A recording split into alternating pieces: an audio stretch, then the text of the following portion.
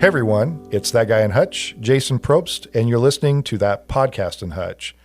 I invited my friend Laura Meyer Dick in to talk with me today about her experience developing the Landmark Hotel at the corner of 5th and Main. And part of the reason, there's a couple of reasons I had her in. One is I have kind of watched this project. I've been very interested in this project, and in full transparency, I'm very supportive of the project. I've lived here a long time, and I've watched what that building has become over the years, and it has been disappointing to me to see it go from my whole life. It's never really been in that great a shape, but it just got worse and worse and worse over the years. So when I drive by it today and I see that all this activity, and I see that it looks new and fresh, and I've taken a couple of walkthroughs, it's in much better shape.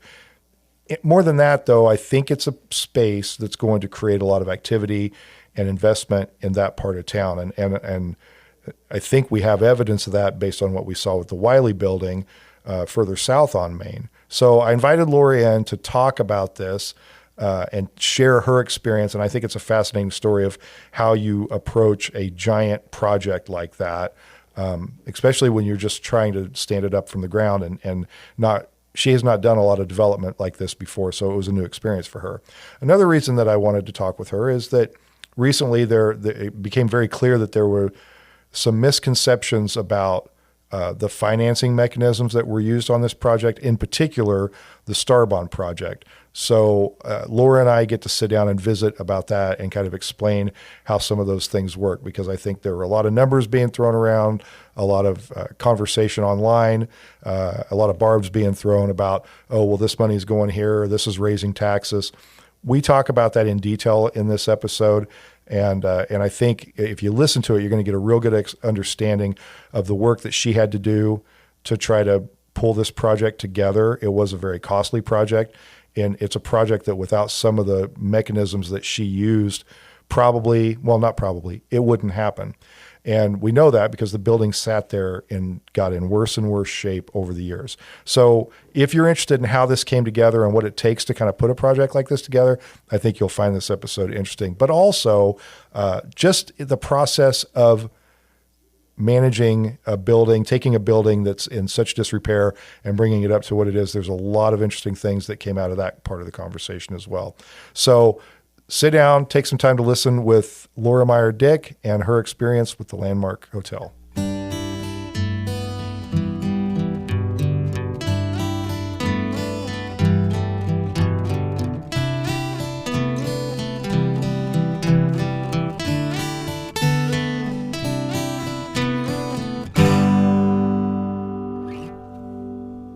I have in the studio with me today Laura Meyer Dick, and I wanted for a long time to bring you in to talk about what you've been doing at the corner of 5th and Main, which I think everybody in town has been watching over the last year and a half or so, the redevelopment of the Landmark Hotel. It's been 4 years in the working, not just a year. So, well, tell me, it's been a long project, and that building, I think, for a little backstory in history, that building at its grand days was a hotel, and then over time became apartments, and at some point became pretty dilapidated apartments, and then it was empty, and there was the infamous vine growing or tree growing in the front. It's been empty since 2014. Yeah.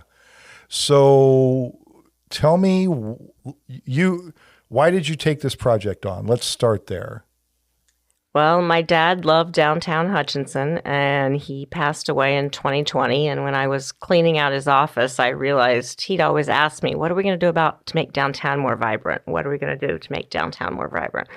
And I was like, Dad, I've got young kids. I don't have time. I think it's fine. I don't have any great ideas.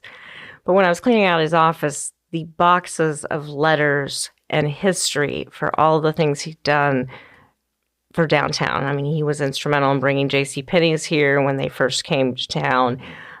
He tried to buy up this block out here, Second and Washington, to do a mall like they had in Manhattan. He bought up several buildings down here by Adams. And then the city went with the mall out where it is now.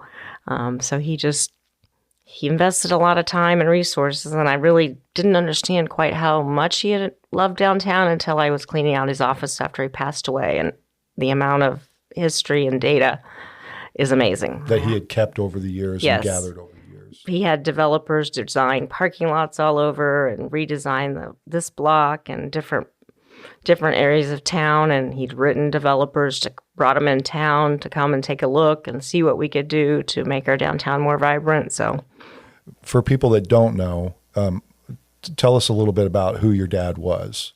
My dad is Nation Meyer. He worked at the bank from 1946 until I think he finally retired in 2016. When I took him to the Social Security office, they didn't believe he'd been on continuous health care all that many years. But he worked at First National Bank and was the CEO of First National Bank for a lot of years. And so he was heavily involved in a lot of activity in town over his time at the bank. Yes, he lived here his whole life except for in college and when he was in the military. Okay. And so when you're having that experience and you're going through your dad's stuff, you're thinking, well, we do need to do something downtown. And was the Landmark the obvious choice? No, it was the last thing I ever thought of doing. When he passed away, Troy Hutton, the CEO of the bank, made a nice donation to the Community Foundation and told me, figure out what your dad would like to be remembered for. And I immediately knew it had to be downtown. I knew he wouldn't want a statue or a monument or anything that said in memory of Nation Meyer.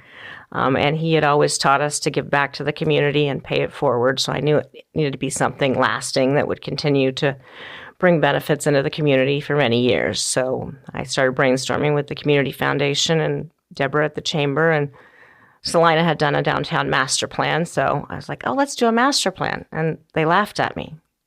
They're like, this donation is nowhere near big enough to do a master plan. I said, okay. So we got some estimates, and I said, I'll go raise half of it. The city can pay, if the city will pay for the other half. And the city agreed. So I went and started getting donations from various people who were friends of Dad's and had worked with him on a lot of projects, like the Fox. He helped renovate the Fox back in the late 90s.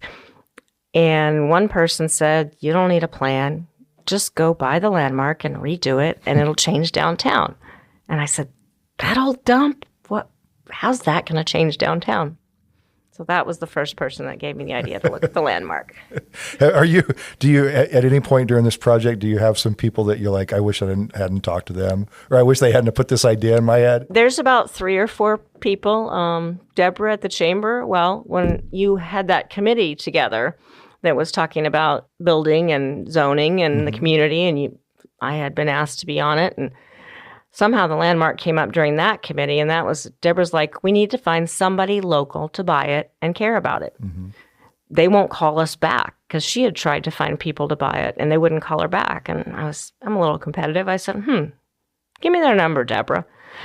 But I never did get their number, and then my dad passed away a few months later, and kind of all spiraled forward. And a little bit of history. I mean, the thing about having somebody local is really important. We have a history here, and I'm thinking specifically of like the Wiley building, where we've had people who buy these buildings at a cut rate. They're not interested in them. And I think this happened with different people, that the Landmark changed hands a couple of times, I think, over the years. And I know at one point there were some out-of-town investors who were hard to get a hold of. The people I bought it from were from Wichita, and they wouldn't return phone calls. And one of the partners in the project now, Brent England, he's a structural engineer. Before I bought the Landmark, I had him go in and look at it in January of 23. And he went in, he said, well, I just did a full assessment last year because somebody else was looking at buying it. And let me go look at it again and make sure nothing's deteriorated. And so he went in there and he's like, I cannot believe the amount of damage that was done from January of 22 to January of 23 on that building. And it wasn't damage from people breaking in and homeless or anything like that.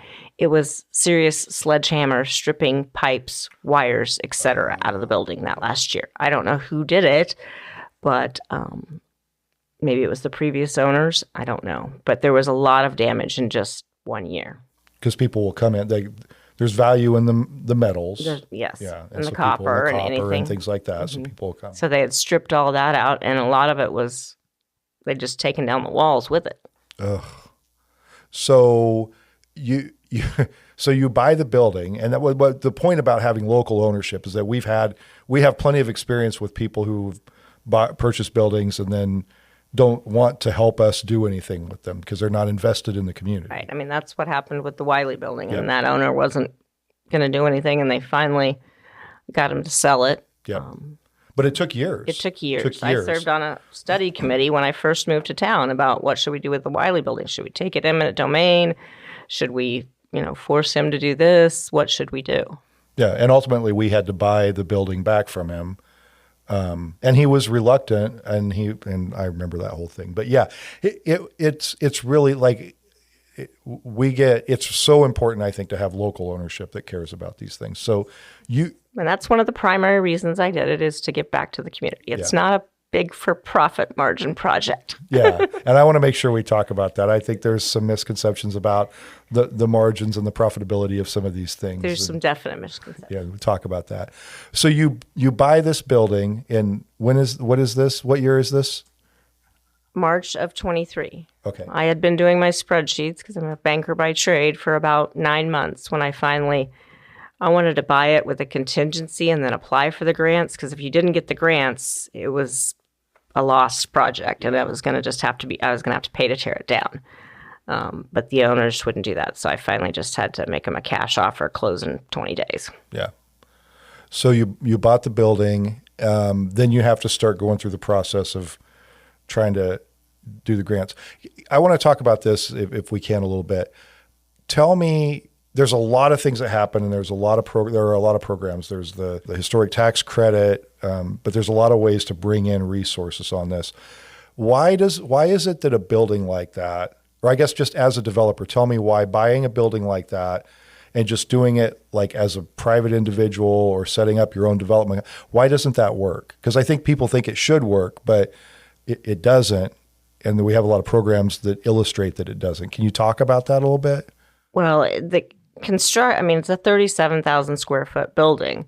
And if you just built a 37,000 square foot building, it would cost significantly less because there's not the historic element, and not so much the things you have to go back because it's historic, but you've got to keep the hallway. You've got to have plaster. You've got to fix things, and fixing things in a historic building is a lot more expensive than starting from scratch. Yeah. And the building will be worth significantly less when it opens, which is how most historic projects are, than we put into it. Okay. So as soon as the building opens, you're underwater on it, basically. Yes. And that's because of the amount, and that's why things like the tax credits that's the only way that this makes this work. A good example would be, we had a budget, and once we started kind of tearing into things, there was a lot more. The building is cement and 4 inches concrete walls and pillars, and there was a lot of rotted cement and rotted rebar, especially under where the bathrooms were, because water had leaked for years. Okay. Rusted the rebar, rotted it, which causes the concrete. So we had $250,000 worth of change orders just to repair that concrete. And anybody who's worked on a house knows that, right? You dig in to solve what you think is a simple problem, and it just more starts problems. To spiral. Mm-hmm. The number of times I'll do something that I think is simple on a plumbing job or something at home, and the number of times I end up going to the hardware store to find the parts is kind of remarkable, and then the job cost me way more in time and money than I expected. We thought the elevator shaft was solid. I get a call from Curtis one day. Are you having a good day? Like, it's never a good day when he starts with that. The back of the elevator shaft collapsed while they were doing demo. Oh. All 5 levels. Really? So we had to rebuild that. Yeah. Those are just things that happen in a historic renovation that you don't expect. And to your point about new construction, I mean, your new construction, you're not restricted even, not just by the historic nature, but by the space, right? When you're building a new building, you're just building. And the process is more efficient. You're less time on site, I imagine. Well, the other major change order we had is when we took the ceiling out on the 5th floor, because we were going to have to redo it and run wires and et cetera, but the walls were not connected to the roof. And I don't know if you remember how strong of winds we had last spring, but most of the windows are still missing at this point. And up on the 5th floor, all the walls are just swaying back and forth. And Brent came in and said, "This is not safe. You got to tear all the walls down." Oh, wow. So the roof and the building sides are connected, but the interior walls are not. Interior walls were not connected to the roof. Oh, wow. So that's another thing that you didn't expect. Right. So you had to rebuild those walls? Wow. And made sure they connected to the roof. Right. Right. Yeah. And it would have made a really nice penthouse. It was pretty cool when they were all taken out and they had all the walls out of there. And I was like, this would be a really nice penthouse, but we needed to make it 9 apartments. So yeah. So you had to rebuild that. We had to rebuild all that. So you get the building, you start the process of going through the grants and everything like that. What point did you, and that was a long process too. Can you talk about that a little bit? Sure. Lots of back and forth and lots of calls to different people to try to make sure things are happening the way they're supposed to so the project can get started. Right. So I bought the building in March, closed on it in March of 23. I had no clue what I was doing. And I had 3 different people tell me I needed to meet this developer out of Hutchinson.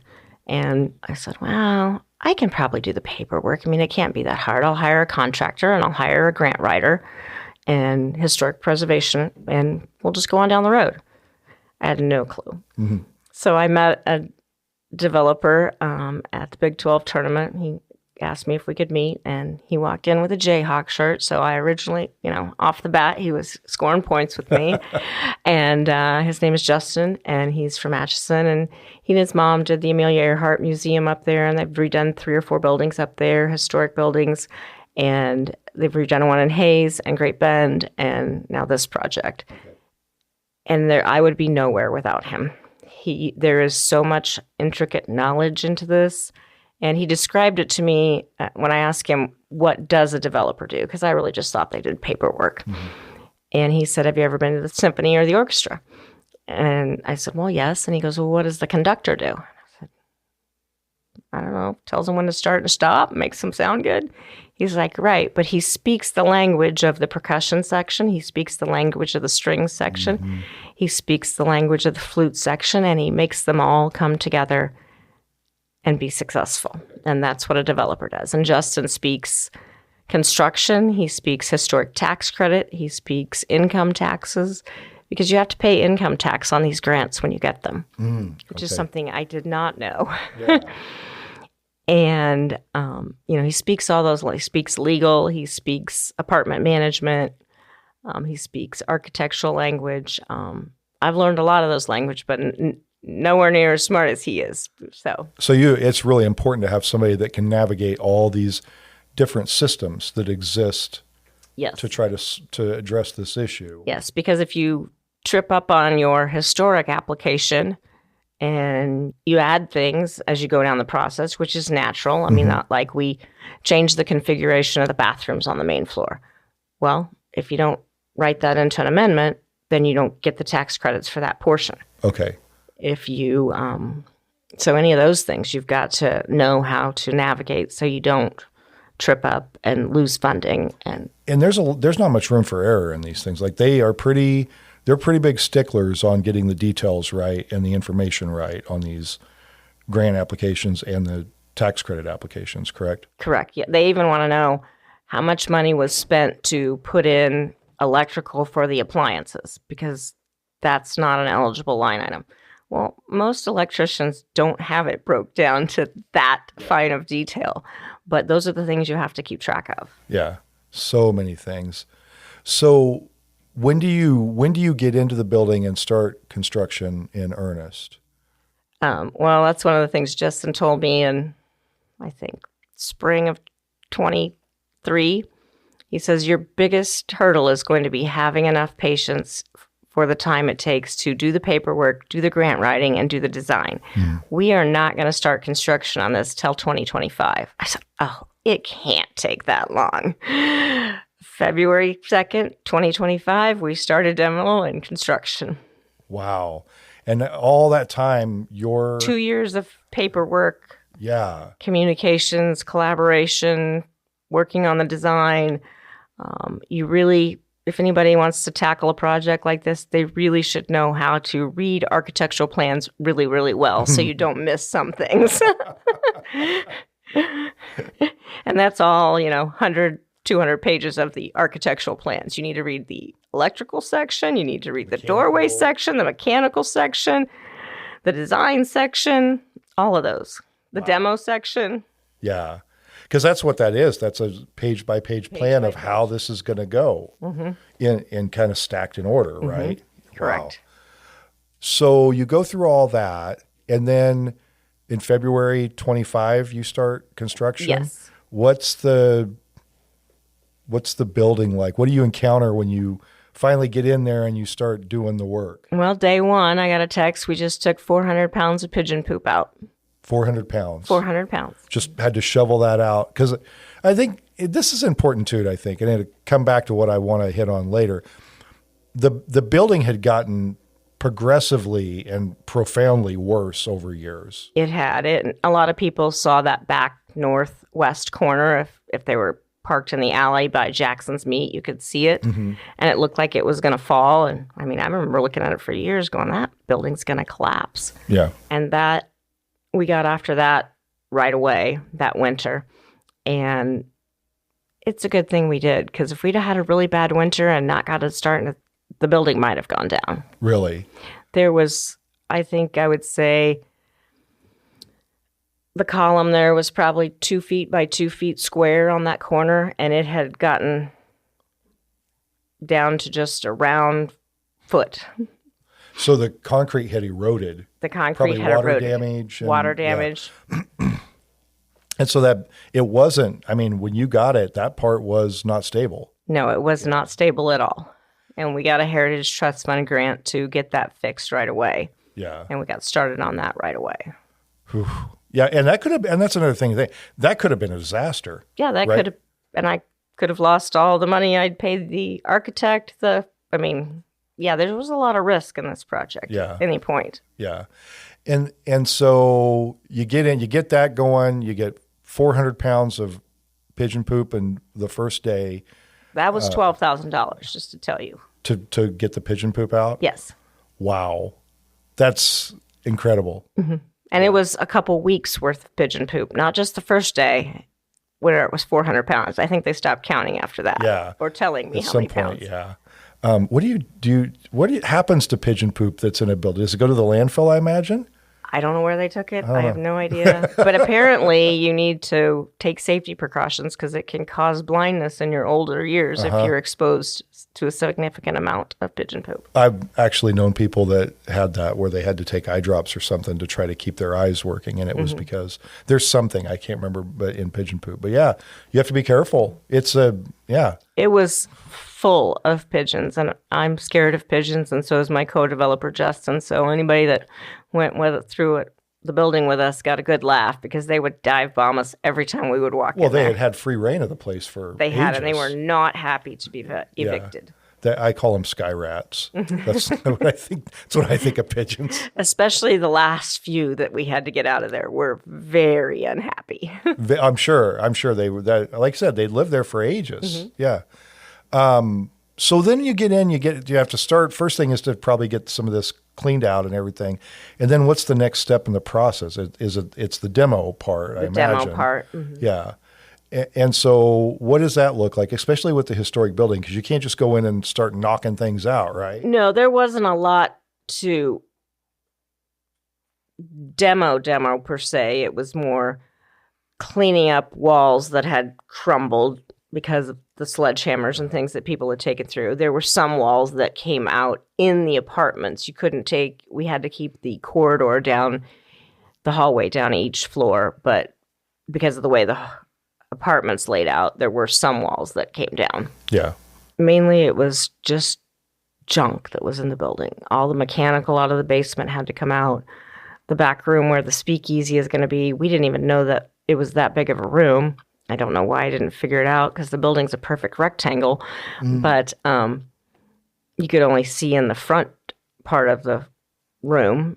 And not all the way back. Not all the way back. It was full of all sorts of equipment, and it was like a workshop that they just stored everything they could find and put it in there. Everything in the back there. So you get all that out, and then you talk about the number of change orders and things. So you're hauling all this stuff out. Then you have to start, I imagine, looking at, you have a plan on where the apartments are going to be and how they're going to be laid out. Right. So then they start building the walls, framing those in, and then drywall, and then paint. And, the slowest part for me was after they framed in all the walls, then it's the mechanical, the electrical, and you don't see a lot of changes for a while. Because the structure's there, but then they're running pipes. They're running pipes, and you don't know. It's not a lot of big changes, a lot of fun changes to see. But how many stories is that? Is that a 5-story building? And how many apartments will it be? 36, 9 on each floor. The interesting thing on the 5th floor, besides the fact we had to tear all the walls down, it's almost like they it's almost like they changed their plans and they added another story because the cement on the floor looked like a herd of cattle had run all over it. Oh, interesting. It was so we had to get, I think it's called shotcrete. So then we had to get shotcrete and smooth it all out. Level it out. Yeah. Interesting.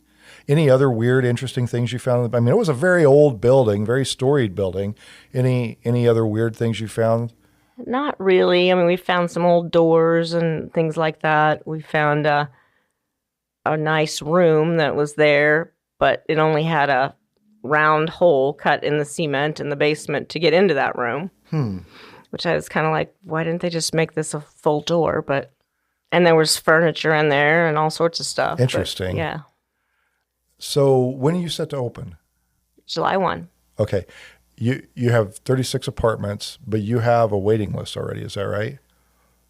We have an interest list of 137 people, I think, when I looked at it this morning.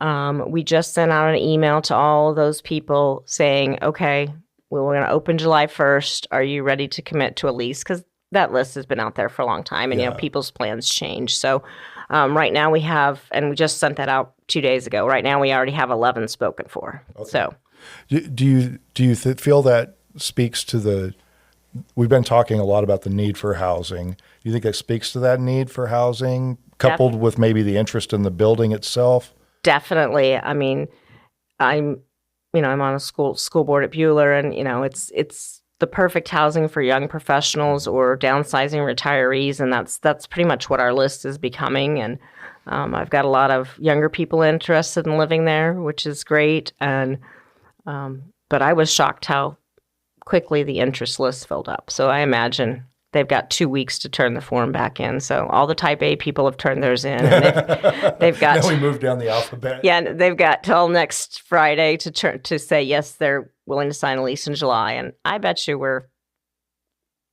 I'd like to say we're full by the end of next week. Wow. Yeah, I guess it's not surprising, but it just really does illustrate. We've been having a lot of conversations about housing and the need for it. And I remember a time when we didn't think that downtown living was very viable, right? We've gone through a lot of changes in thinking. Well, the Wiley building has a 3-year waiting list. They called us the August before we started construction. When are you going to be open? And I said, the pigeons are still living there right now. But people do want. People do want to live downtown. It's and I know looking at what the Wiley building has done to that area, there's a lot more activity in that area. You see people walking around more. It feels like there's more. But I feel there are more shops down there. There are more shops and stuff. There are more storefronts that are filled. That's my hope for the corner of 5th and Main is, economics when I took it in college. If you invest $15 million on this corner, it will percolate out in both directions. So, we've already got a great brewery across the street, and there's a couple other things that have moved in the last few months. So we'll have a restaurant in there. It's not my Not the name restaurant yet. to share, but But you do have a restaurant lined up. we do, and the speakeasy, which will add a lot of activity on that corner. On this, what do you like thinking down the road? Like what, and kind of thinking about your dad's vision for downtown and your investment here. What, like maybe 5 years, 10 years down the road, what do you hope to see come of this investment aside from having it full and vibrant? What sort of things do you think can happen from this? Well, if you look at the block to the north of it, or just in that block to the north, a lot of the retail spaces and the commercial spaces on the west side are empty or storage, and I'd hope they'd become more vibrant and there'd be more activity there. And then the block of 3rd Street, there's a lot of empty buildings there. Yeah. Other than that, if you go closer to the Wiley building, there's not a lot of empty buildings. So my hope is that that infills and we have some activity, more vibrant downtown. And then I can say, okay, Dad, I took care of downtown for you. Well, and I think kind of going back to the condition of the building, I think this is important. It was such an eyesore and such a blight. And there was a moment where we had, I think it was called a Derrico, that big, huge windstorm that came through Kansas. That would be December 15th of 2021, because my husband and I were moving, and we were only moving from a duplex 2 lots down to our house we built. And, we thought, we don't need to hire a moving truck for that. We can just push the stuff or carry the stuff down the street. So I know exactly what day that windstorm came through. And it was not easy to move. And they had to close Main Street because all the glass was blowing out. Yeah. And even before we fixed all the windows, if it got a good windstorm, I'd come up and there'd be glass all over the sidewalk. Mm-hmm.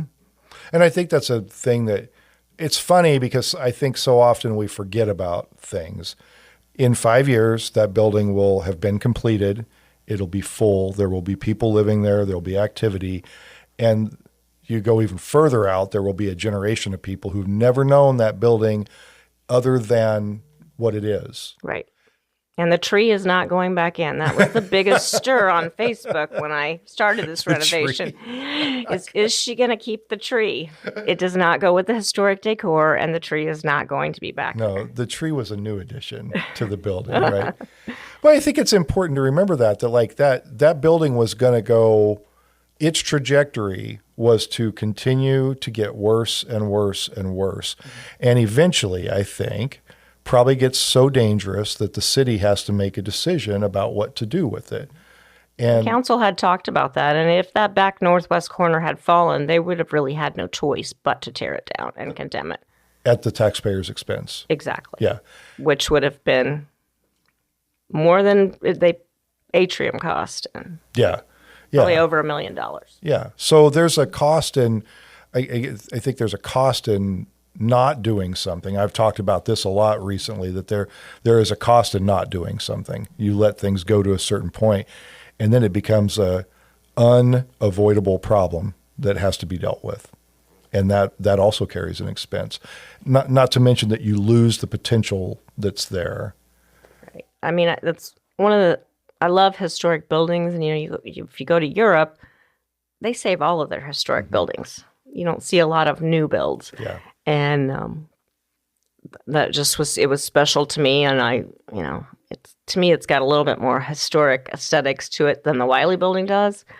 And so it's been fun to work on it and learn all the historic tax credit part of it hasn't been as bad as I thought it would be. Mm-hmm. There were certain things that I can't go with really modern decor. Yeah. We had to keep the hallway. We have to keep the lobby area and the stairwell the same. But really, there's a lot of details and paperwork that you have to go through. But there really hasn't been anything that has been horrible to accept. Yeah. And that exists because you're preserving a historic building, right, and keeping it in it as close as possible to the condition that it was in originally. That was the Baker Hotel originally, is that right? Or is it, am I thinking of it? No, the Baker was... Oh, it was down there. What was this hotel? This was the Stamy. The Stamy Hotel, that's right. And it was, it was pretty fancy in its day, wasn't it? It was very fancy, and all of the interior decor was from local stores like the Wiley store and Pegues. And they used a lot of, obviously, all local contractors, which is something that's been important to me, because another economic theory is, all the money that I'm spending on the Landmark is going to companies that are local here to Hutchinson, and they're paying salaries to people who live Yeah. And so that's kind of keeping that money circulating. In Hutchinson. You mentioned earlier, I think you said $15 million. Is that the cost of the project? I think we're at 15.1. We've got a couple more change orders that are coming through. And so boosted a little bit maybe higher. boosted a little higher, which, per square foot is a very large amount. And people have made a lot of comments. Why would you spend that much money on it? Well, you have to have the capital stack to fund it. You have to have the historic tax credits. And because it will create an asset for downtown that will continue to pay forward for downtown for years to come. Yeah. That's the key thing. And I want to talk about this a little bit, because there's been some nastiness around. Let's just call it what it is. Yes. You and I have had some conversations offline about this. And I'll just put them out there frankly, like to sum all of them up, the basic gist is, you have money, why are you getting these other benefits that are out there? And mostly they're talking about the Star Bond. And so I want to talk about how Star Bonds work, how that's coming into the project, and frankly, how this project you've told me before, this project doesn't happen if these things don't come together like this. Right. So the Star Bonds are for tourism, and we have one of the biggest tourism attractions here in Hutchinson at 11th and Plum. Mm-hmm. And the Cosmosphere was looking to redevelop and remodel and expand their STEM education programs. And they've been through a variety of different options to expand and remodel through this process. So if it wasn't for the Cosmosphere having a remodel expansion project that would increase tourism, none of this would have happened. Yeah. Then you add Memorial Hall, which the city's going to redo that so it can be 365 days a year. So we can actually use it. We can actually use it, which will give the chamber a lot of options for different events and different competitions. Esports is big now, and different esport competitions and other things, which will bring in tourism. Because we have a pretty large tourism draw here. Most people don't realize it, but between Stratica and the Cosmosphere and the State Fair, the tournament, which is starting this week. Yeah. Yeah. So that brings in a lot of people from out of town. The Landmark got to roll into the project because there is a rural revitalization piece, which is the one time our population below 50,000 helps us. Yeah. We are a community below 50,000, Hutchinson. So I was on the Commerce Committee when we approved that through. Well, thank you. So, well, because it was a specific need that we acknowledged. Yes. Like, it's hard to get development to happen in towns this size. Right. And I mean, that asset, Landmark was sitting there with, absolutely no sales tax generating from it, absolutely no economic activity of any sort coming from it, except for when the city had to go clean up glass or other things that the owners wouldn't do. And so that is why that project qualifies. Yeah. And so how does the Star Bond work? And one thing that's been said is that the Star Bond's going to anticipated to generate $14 million. And some people think all that money is coming to you. I have not seen that check yet. No, all that money is not coming to us. The majority of it goes to the Cosmosphere and Memorial Hall. The portion that does go to the Landmark, it's a complicated process to understand. So it took me a lot when Justin first brought it up as, is there any new development? Is the Cosmosphere? Do you have any new tourism attractions coming? We started talking through this. So it doesn't take any of the current sales tax volume. Mm-hmm. You have to outline a neighborhood. And Stratica was actually the first bifurcated Star Bond district, which means there were two neighborhoods that sales tax went to. So it is the increase in the districts. Yeah. So there would be no increase in the district if the Cosmosphere, Memorial Hall, and the Landmark don't happen. Yeah.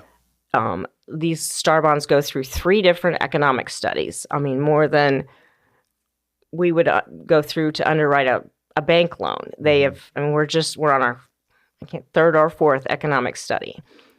And it's just the incremental increase that pays off the bonds. And so make sure I explain this right. There's a baseline is set that says when you draw a district, you say this is the amount of sales tax that's been generated in this district. Correct. And the future amounts that are above that baseline are then used to pay off the bonds. Right. But 90% of that money is money we would send to Topeka and never see again. So we're keeping that money that we would send to Topeka here to revitalize and increase economic activity in Hutchinson, which generates increased economic activity all over Hutchinson, not just in these districts. Because, somebody comes to the Cosmosphere and then they go out to dinner somewhere not in one of these districts. That stays here, and the 10% stays here in Hutchinson, and the 90% goes there. But there is incremental activity all over from tourism coming in. So in this scenario, the 6.5% state sales tax, and the sales tax is partly county, partly city, and mostly state. Mostly state. 6.5%. The city is currently at 0.75, and I think the county is at whatever the balance is. Whatever the balance is. You can probably answer it better than anybody. How much of that money that we send to Topeka do we get back here in Hutchinson? Yeah, I mean, it's, a lot of that's used for roads. Some of it's used for, the mill levy, the 20 mills is used for education that you pay on your property tax. Mm-hmm. But the point is that it is distributed throughout the state for various programs. I want to make sure people understand this, because this is a huge misconception I get. The sales tax, the increase above the baseline, the 6.5% in state sales tax that normally we collect locally, send off to the state, and never finds its way back, that money is instead being captured to pay off the bonds that help finance this project. Correct. And 10% of our local increase goes to that effort as well, but the rest of the city sales tax above that amount stays local. Correct. Okay. And like Stratica, it generated so much tourism. They're 20-year bonds, but it paid off in 7 years. Yeah. And I remember this from a legislative post-audit report. Stratica, I think there were 2 or maybe 3 tourism-based star bond projects that exceeded expectations and met the requirements. And Stratica was one of those. So that was a good investment of a star bond. And I think it's good to make sure people understand.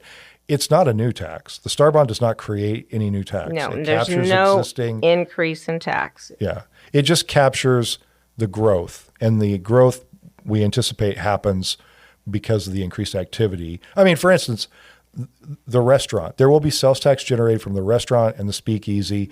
That's sales tax generation that was never going to happen in that area. Right. Because there's zero sales tax coming from that. There, yeah. And then if a clothing store, those buildings that are vacant down the street from it, clothing store or a hair salon or something like that goes in there because there's more activity and there's more demand from people living in the area, that sales tax goes to pay the bond. And right now, it's zero. And when the bonds are paid, then the sales tax continues collection as normal. I got to send that share to Topeka. We got to send it back to Topeka. Mm-hmm. Yeah, we don't get to keep that part. No. After that, yeah. So that was a good way to. I mean, it seemed like a good way to capture state dollars and then make sure they get invested locally. Right, and it brings more tourism to the city, which, if they spend it in areas that are outside of the Star Bond District, that's just extra gravy for the city. Mm-hmm. And then, so this is, we used the term earlier, the bifurcated, but this will be trifurcated. Trifurcated, right? It's a new word. Hutchinson is the first trifurcated Star Bond District. There's 3 different areas. So we'll have one around the Cosmosphere, one around here. The downtown area, and one out by the new hotel. The mall, that's right. Oh, the new hotel out there, where the new old Chicago is out there. Right. And also, I think that came into the Star Bond District, so after the district was created. Is that correct? Right. Okay. So that helps it pay off faster. Same sort of thing we talked about historic tax credits. And I want to make sure I talk about how those work, at least at a basic level. Once your project qualifies for tax credits, then those are typically, the tax credits are then sold to investors. Correct. Different companies that would rather buy tax credits to invest in their community, or just to not have to pay the IRS, but rather to invest in redevelopment in the United States. I mean, the tax credits can be sold anywhere. Yeah. But that's another way of capturing money that might not otherwise come to the community. Right. And it's not money from the city. It's not money from the county. It's not money from the state. It is money from the state, but it's somebody else is paying the tax credits versus paying the Department of Revenue. It is somebody who has an anticipated tax liability. Right. And in order to offset at least a portion of that liability, they purchase a tax credit. Right. And they purchase them for less than $1 for dollar. So like our federal tax credits, usually go in the low 90s. So it's a good investment strategy for a lot of businesses because they're actually saving money on their taxes. Mm-hmm. And then you get the benefit of having some equity through the sale of those tax credits to put into the project. Right. And you mentioned equity. That's another piece of the Star Bond. You have to have a certain amount of equity in a Star Bond project. Mm-hmm. And the Landmark got the biggest equity piece from our private investors and from the historic tax credits. So that's helping make the Memorial Hall and the Cosmosphere happen. Yeah. So those three projects, they're working in tandem or working together to make all of this possible. And I remember some of the conversations around that. Any one part of that falls off, the Star Bond was probably not going to get approved. Right. Correct. And it was a little touch and go for a while. It has. I've had a few small heart attacks over the whole thing, but no, we're not taking a large amount of money from the city. I know there was a lot of people on social media that didn't quite have their facts right. Yeah. And I guess one thing I want to point out, like if you couldn't get that project to qualify for tax credits, if you couldn't make the capital stack work the way, would you have done this project? Absolutely not. Was it just a loser, like too much money, no way to make it work? No, there was no way to make it work. Yeah. I mean, there's no return if I won, the lottery and $100 million, I might have done it for the city, but there's no way to make it work without all of these. It's a very complicated capital stack. Yeah. And, but it will pay benefits and dividends for the downtown Hutchinson for years and years to come. Yeah. And this isn't an uncommon thing. I think the similar process was deployed on the Wiley, if I remember correctly. There's very few projects anymore, redevelopment projects of old buildings. Very few of those are done without some sort of access of programs like tax credits or something. Right. You have to have them because there's so much repair and restoration and just trying to figure out, they didn't have air conditioning back in 1922 when they started. So trying to figure out how to pipe all the wiring and everything else through the building has been a real challenge. Yeah. And get the toilets in the right spots. Well, I didn't think about that. I mean, there's got to be that has to be a real conflict between managing the historical aspects of the building and meeting current building codes. That is what makes historic redevelopment so pricey and difficult. Yeah, because those two things, like you said, they just didn't exist at the time. No. So many differences that you have to try to mesh those together into one thing and make that work. Right. I've learned more about conduit and mini splits and wiring and plumbing than I ever really cared to know. So tell me, it's getting closer to being done. I mean, you and I walked through it not too long ago. The walls are up. I saw the cabinets are coming in. Oh, you should walk through it now. We've got countertops. We've got flooring. We've got carpet. We just need final coats of paint, trim work, faucets, and a few things like that. How do you feel now? You're on the back end of this. It ebbs and flows. It's pretty exciting because I had two goals. Complete it, because a lot of people have tried to build a capital stack to get it done. Yeah. And, I wasn't looking for a big for-profit project. I did not do this for a large income. I did it for the community. Mm-hmm. And get it done and don't lose my retirement. Yeah. So the get it done is definitely going to happen. Hopefully the not losing your retirement part. Finishing the star bonds and the historic tax credits and all of that paperwork goes smoothly. Yeah. When you so you're slated to, well, July is when you're looking to have tenants. And when do you anticipate construction will be done and you'll be able to start? Because there'll be a window of time, I imagine, between the construction and when you start moving people in. Right. Yeah, because now I've got to go, oh, I need artwork. I need furniture for the lobby. I need to decorate this place. A lot of things I need to learn how to, get leases and do background checks and all these and get people scheduled to move in because you can't move 36 apartments in all on the same day. Yeah. So that's what I'll be doing in June is decorating and setting up. We've bought a lot of antique furniture and stuff. The studios will be furnished, but I haven't quite got all the furniture purchased. So I've got a lot of decorating and staging to do in June. Yeah, you'll be busy. And then once it's open and you have people in it, then it'll be a property management project then at that point, right? I have hired someone. I've have got you? Smart, yes. Oh, good. Yes. A girl who went to Hutch High a few years above me. She's managing an apartment in Dallas and 250 apartments and is moving back here to retire and kind of wanted a small part-time job. So that's what she's going to do. As you get near to this being completed and you said it kind of ebbs and flows, do you think about what your dad would think?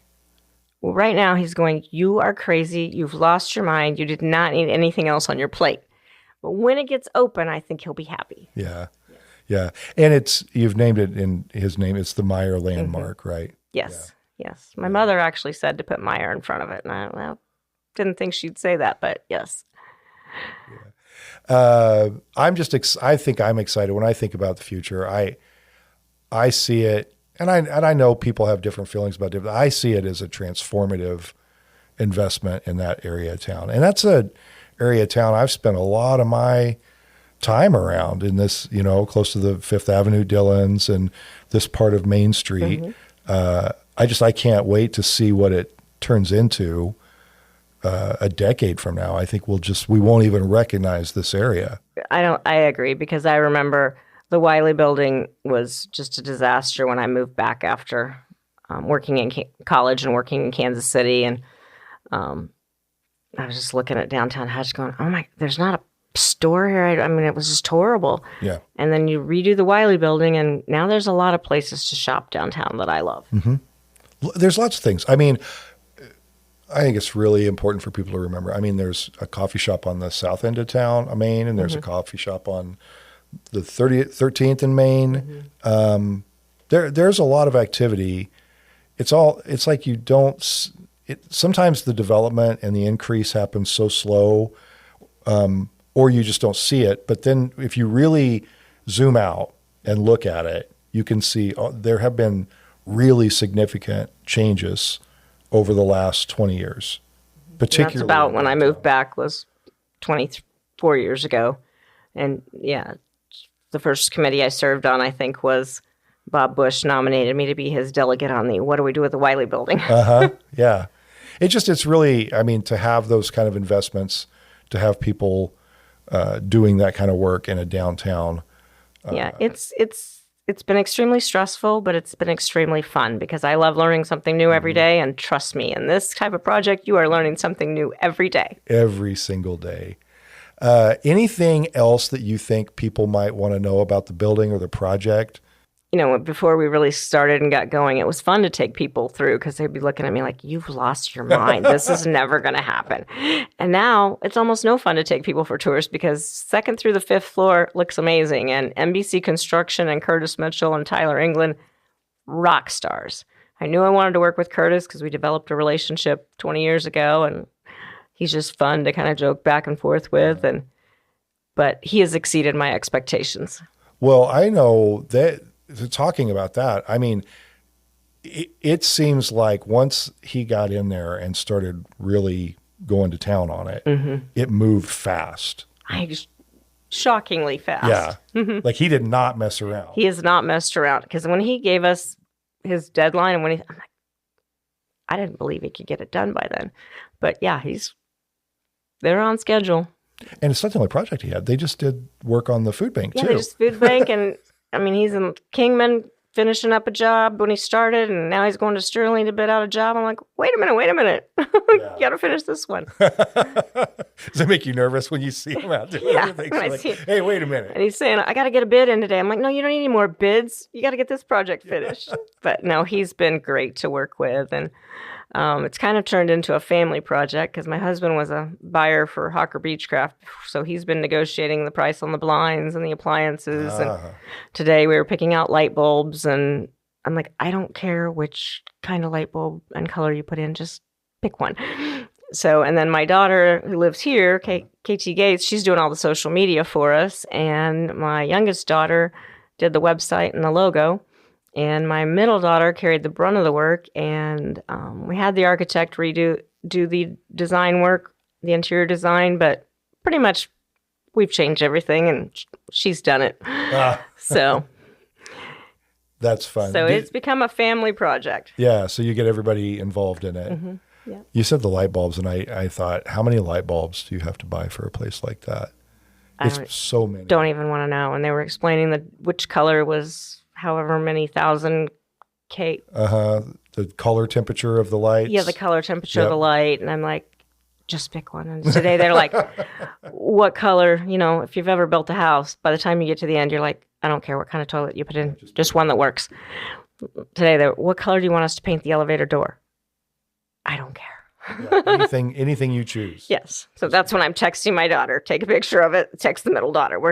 She's called boss daughter now. Oh. Because if there's any decor decisions, we have to ask boss daughter first. Make sure that she knows what the plan is. Yes. Or she'll tell you what the plan is, right? She picked the light bulbs today, and I haven't got an answer back on the elevator door, so I'll have to ding her again. And make sure she gets on that. Mm-hmm. Oh, that's funny. Yeah. Well, I'm excited to see it come through. I've been watching it for a long time, and thanks for taking me along for the ride to see it from the beginning, and because you took me in early too, and I've really appreciated that. Yeah, I took a lot of people in early because when I got it done, I wanted to be able to see that they had the before. Yeah. Mm-hmm.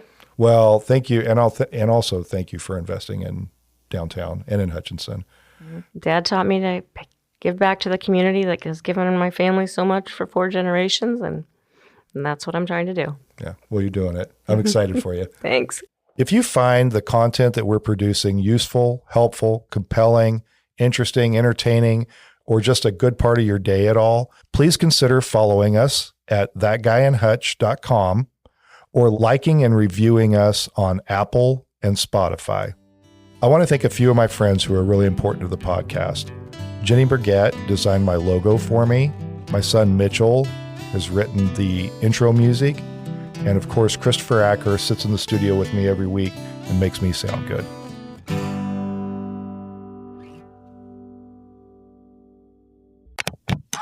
A Salt City Sound production.